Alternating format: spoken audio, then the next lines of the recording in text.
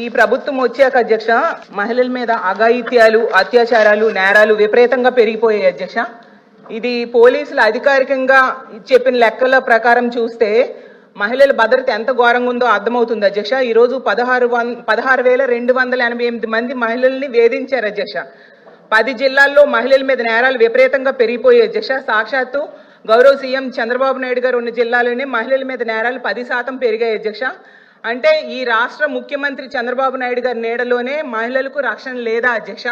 అలాగే ముఖ్యమంత్రి గారి సాక్షిగానే మహిళల్ని వేధిస్తున్నారు, హింసిస్తున్నారు, చంపేస్తున్నారు అధ్యక్ష.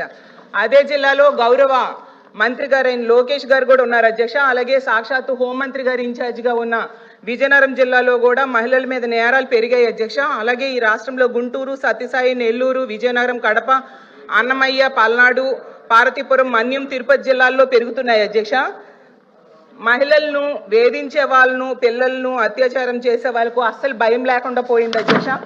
నిజం చెప్పాలంటే వీటిలో ముఖ్యంగా అత్యధిక కారణం గంజాయి, డ్రగ్స్, వీటి మత్తులు